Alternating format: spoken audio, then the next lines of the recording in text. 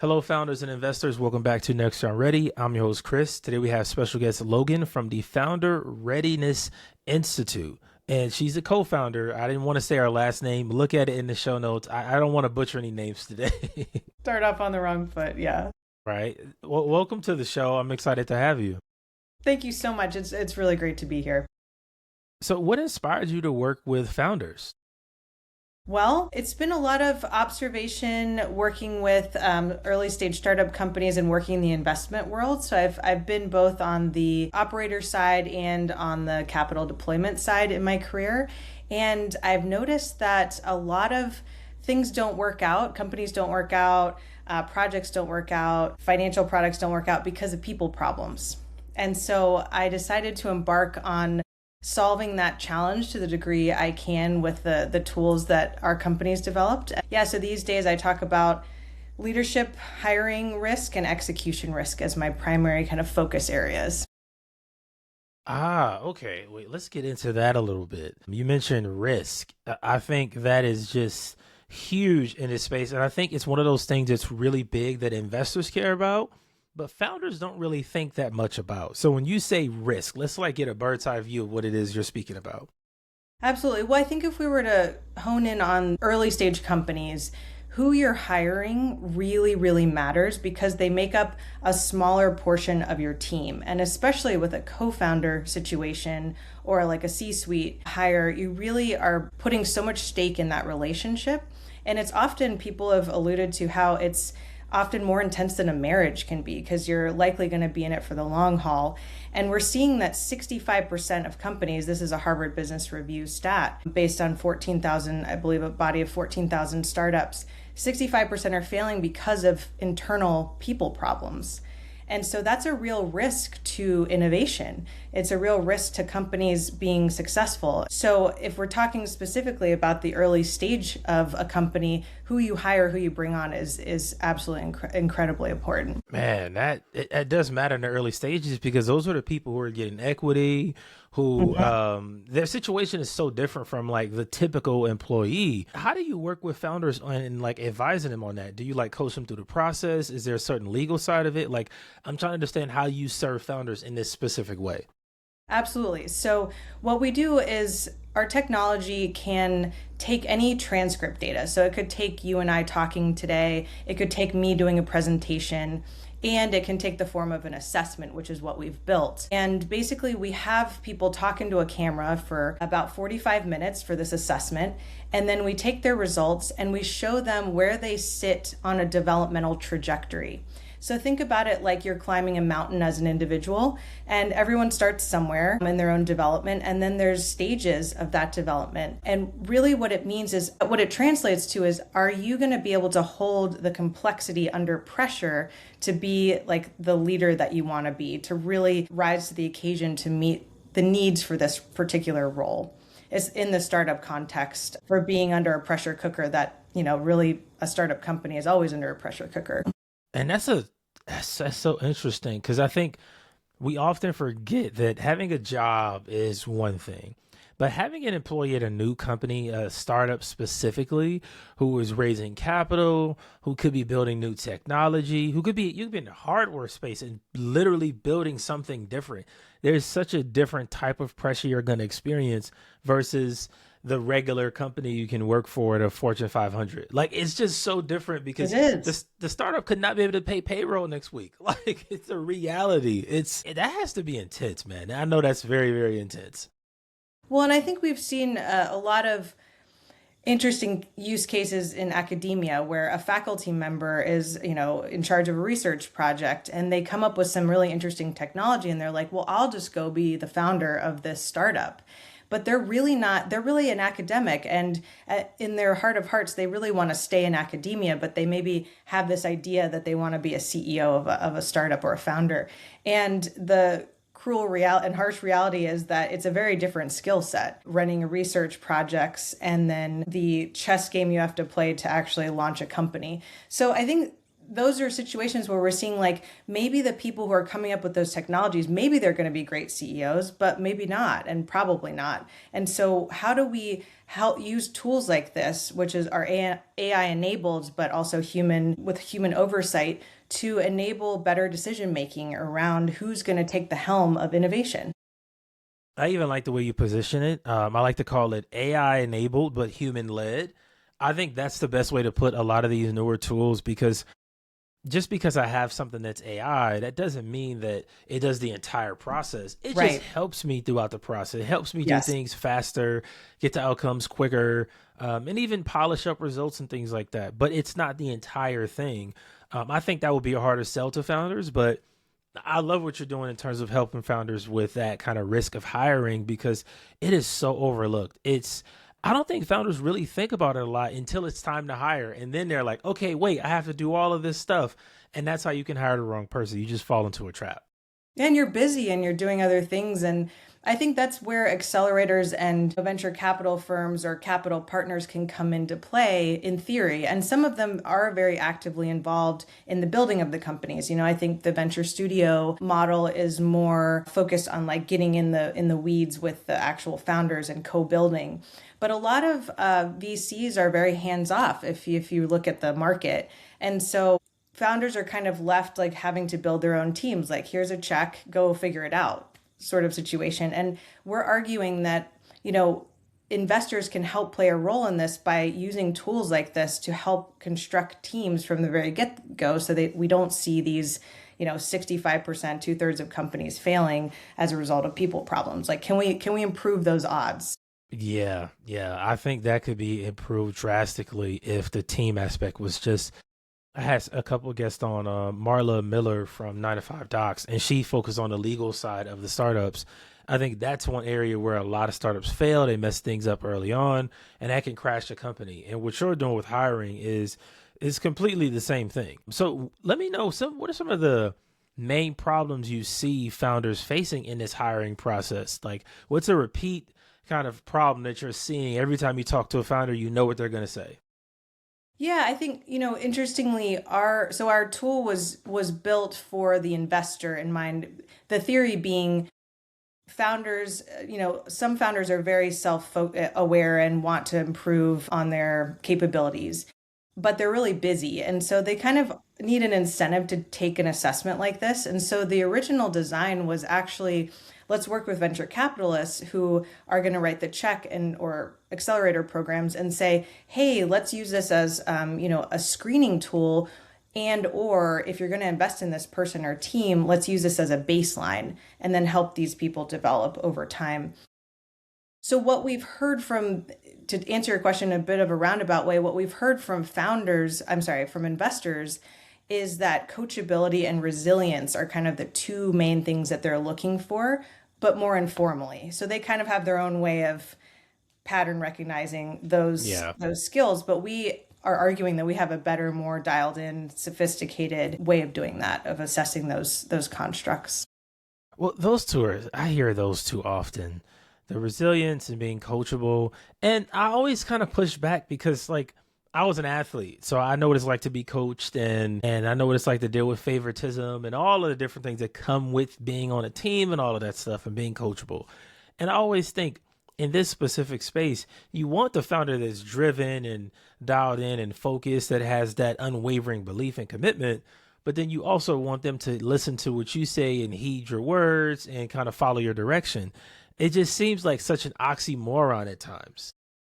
Yeah, well, so I'll give you a concrete example of one of the things we're measuring. So we're measuring coachability as one of our six constructs. And at a lower level of development, which doesn't mean bad, by the way, it just means that you might be a better fit for a certain type of role, but maybe not a startup founder. So at the earlier stages of development, a person tends to be more eye focused, and that can often correlate with being more defensive, because you see outside input or criticism, quote unquote, as like a threat to your own identity. Whereas as you evolve over time, you're able to hold multiple perspectives. And so you're coming into a conversation saying, okay, I'm going to take this input as one variable in the system, and I'm going to objectively look at what this person's saying and see if it makes sense versus getting personally involved in the critique. And that's going to correlate more likely to a positive outcome for the company because that means you're listening to customers, your investors, mentors. It doesn't mean you're taking in everything they say. It means you're being strategic about it.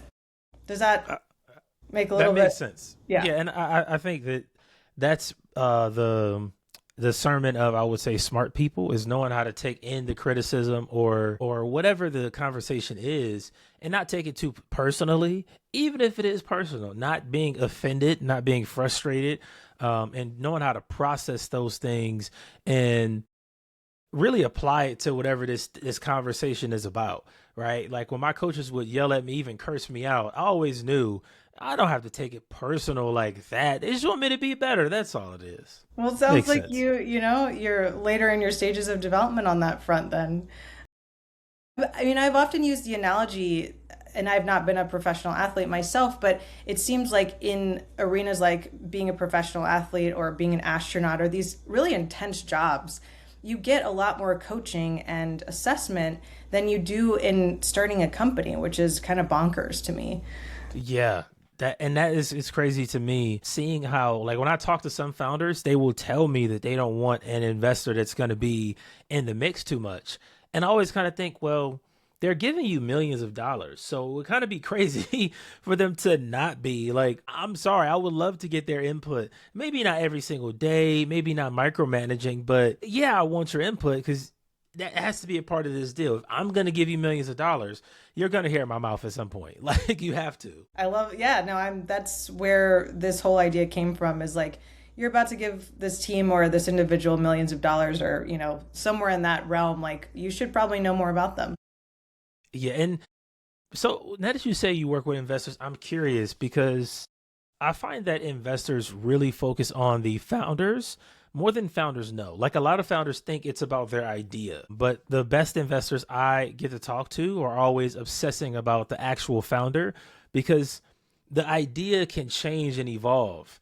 Like my favorite example of this is Airbnb started out as like a dating app and now it's Airbnb. So like the founders are who matter the most. It's so interesting that you work with the investors on that front. Yeah, no, I mean, this is, you've hit upon a very interesting note because I think there's a lot of focus on the founders and founding team, but I would call it more informal. So, what we see out in the market, and we've talked to hundreds of VCs and accelerators at this point, is that most folks are relying on their gut instinct, a warm referral, and reference checks. And that's what people's go-to is. And it's a very interesting paradigm because more tools are coming online. There's more standards like the one that we've been developing, but yet the adoption rate hasn't quite been there yet. And I'm very intrigued with this, I don't know, cognitive dissonance almost in the market where like individuals and VCs are funding some of the earliest technological advancements, but yet incorporating something like this into the mix has been a bit of a challenge so far. And so I'm really curious, I'm just openly like talking about this because I'm very curious about what's going on in the investors' minds. And I've heard everything from, well, we just go with our gut to, yeah, even if we had this, I'm not sure that everyone would agree about using it. So I don't know. That's been a little bit of what we've seen. And that's why it interests me so much because I interview investors full time now. Like Yes. every day, Yeah. I'm talking to them nonstop. And I always ask the question, what are the green flags you love in founders? What are the red flags? And it just has given me so much perspective on what it is they actually care about. And they're dialed in on that. And I've started asking some how they're using AI to kind of research founders. And I even asked them like in terms of like your research that you do now, just manually. A few have said we go look at their LinkedIn, we try to find some content, but they don't really do as much deep diving as you would think. Exactly. And it's so weird to me because I'm giving you millions of dollars. So I know, we like, keep going back to that. Literally. I'm wondering what their LPs are asking. Like, yeah. are their LPs digging in on this? Because that's where the levers come in on that front, like in terms of changing VC behavior. And so let me ask you this. In a perfect world, what is it that you want to convince the investors of, right? Let's say you're speaking at a Keiretsu or something at an event where it's only angel investors and venture capitalists in a room. It's 100 of them. You got 20 minutes on stage. What's your convincing argument to them as to why they should work with you in terms of their founder vetting process? Seeing it as an accompanying data set, like, wouldn't you like to just have more information? You might not use it. You might decide, you know what, I'm still going to go with my gut on this. But why not augment what you're doing with additional layers of information? And so that's really my big question and kind of intent with this is like, let's just have better people analytics. We have the capabilities now. We're getting to the point where we can look at these patterns. Why not incorporate them into your decision making? That's a good point. I like that. And so let's get a little deeper on the patterns that you study in the founders, right? So if I'm a VC and I come to you and I have these 10 deals I'm looking at, and I say, hey, I want you to check out these 10 founders, give me some feedback in a couple weeks. I want to move fast on this. We want to go to due diligence, but before we get to that, we want to get some real background on these founders. What are the key patterns you're taking out from each founder? What are the things you really study and break down to give to that investor?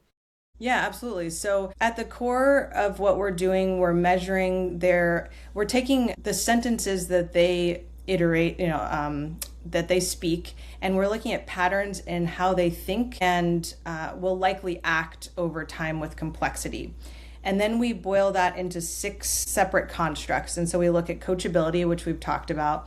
We look at purposeful agility, which is how good they are at pivoting while holding the big picture in mind. So how fast they're able to move with keeping like their eye on the prize. We look at things like emotional resilience. So when stress factors come in, what tools do they have and what systems in place do they have to like handle that stress?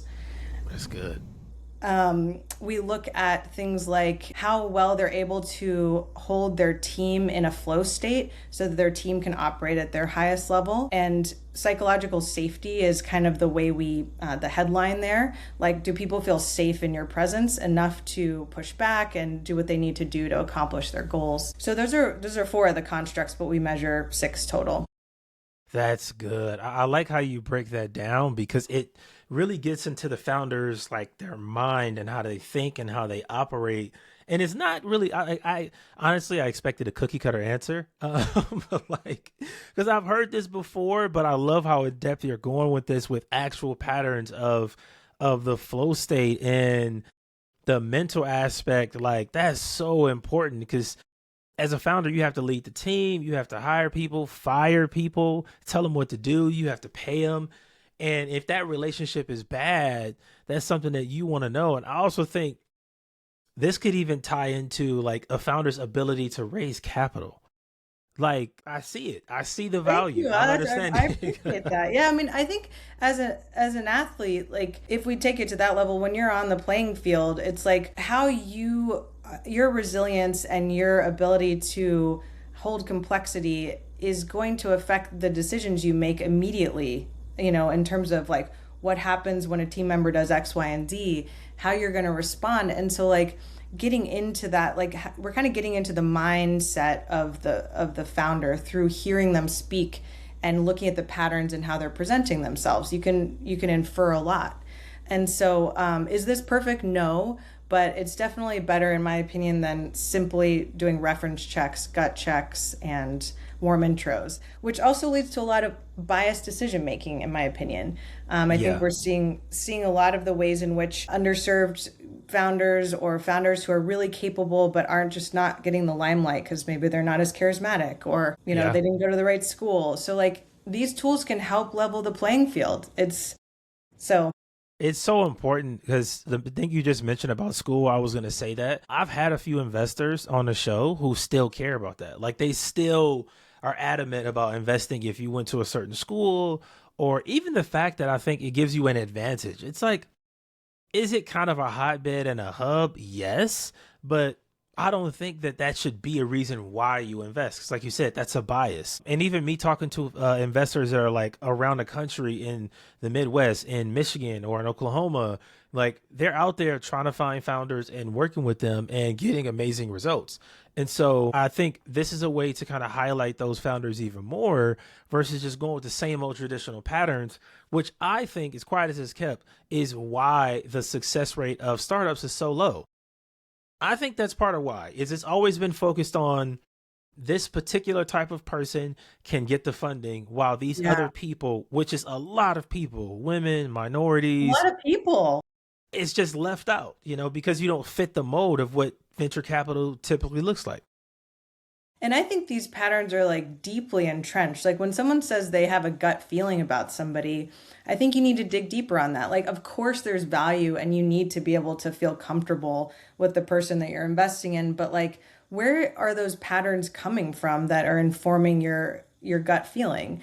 And we need to examine these at a deeper level before making a decision, even if we go with this initial decision. Like, that's what I don't think enough people are taking a pause to really ask the question, like, what is informing this gut feel, this instinctual decision? That's interesting. Where does your gut feeling come from? Yeah.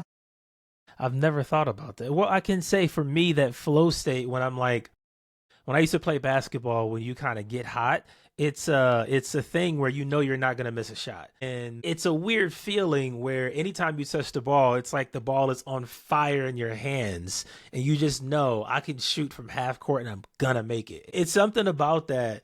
And I think in the business world, some people get in this kind of mindset too, where you're on fire. Like no matter what I do, it's gonna work. And I think that's where a lot of investors get that one track mind and they get locked in, and that's when they make a lot of decisions. But I do agree that in this business world, it's the game is much bigger. It's a longer game, so you have to be more strategic and plan things out and all of those different things. Well, I think that what you said is super powerful, which is like there's a time in which you're in a flow state. Like, but then if you engineer your decision making around being in that flow state and then you're not in the flow state and you think you are, or you're making a decision from sort of a different place when you're kind of like off your game, then those are the times you want assessment tools or like additional information. Like when you're in Yes. the flow state, I agree. There's a place where things seem to be really coming to you and maybe the stars align, but you don't want to just build your entire investment business off of being in that flow state because that That just won't seems sound like, good to yeah. it wouldn't sound good to LPs. Like But yet, most VCs are not outperforming the market, but we're still seeing like a record number of VCs starting, even new funds getting on the market. Like it's pretty interesting, the space in general. Like I'm finding it very intriguing just studying VC in more depth. So yeah, that's literally what I do all the time. That's part of the interview process is connecting and learning, and it is very very interesting. Logan, this conversation was amazing. I appreciate you coming on and being such an amazing guest. I do have investors that listen to the show, so where can they find you? yes. So we're at founderready.io, www.founderready.io. And we can be found there, or you can shoot me an email, faq@founderrl.com. And we would just love to connect. We're actually, we're working with VCs, accelerators, and then middle market corporations. So we see a lot of opportunity to just continue to help mitigate hiring and execution risk and have better innovation outcomes. So I love it. Thank you again for being such an amazing guest. thanks so much, Chris.